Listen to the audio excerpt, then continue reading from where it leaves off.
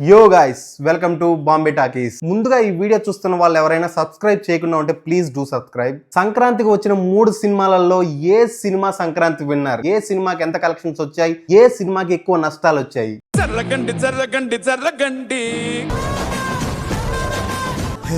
గోదావరి గట్టు మీద రామసలకావే.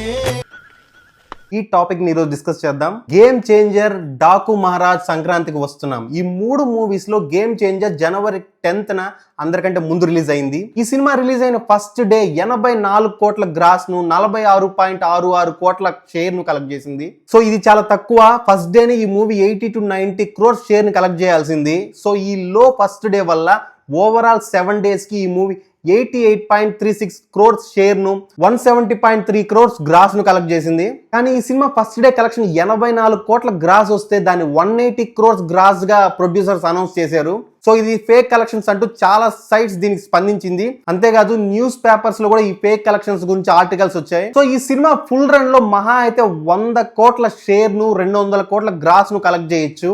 సినిమాని అమ్మింది 220 కోట్లకి. సో సినిమాకి 120 కోట్ల నష్టం అయితే తప్పదు.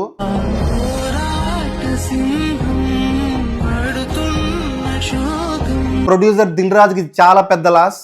ఏదైనా ఊహిస్తాం కొన్ని ముందు, అంటే ఎంత ఖర్చు పెడదాం, ఇది అనుకోని దానికంటే కూడా చాలా ఎక్కువ అయిపోయింది.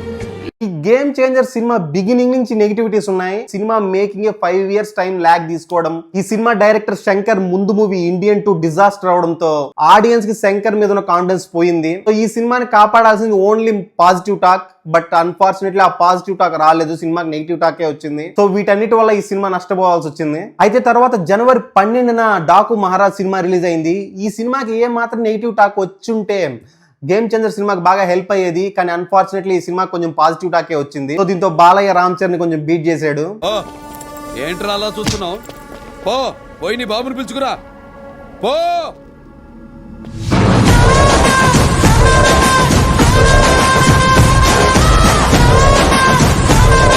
డాకు మహారాజ్ ఫస్ట్ డే 32 కోట్ల షేర్ ను 52 కోట్ల గ్రాస్ ను కలెక్ట్ చేసింది. 6 రోజులకు గాను డాకు మహారాజ్ సినిమా 71 కోటి షేర్ ను 114 కోట్ల గ్రాస్ ను కలెక్ట్ చేసింది. ఇంకా 11 కోట్ల షేర్ ని కలెక్ట్ చేసినట్లయితే ఈ సినిమా బ్రేక్ ఈవెన్ కంప్లీట్ చేసుకుని హిట్ స్టేటస్ ను సంపాదించుకుంటుంది.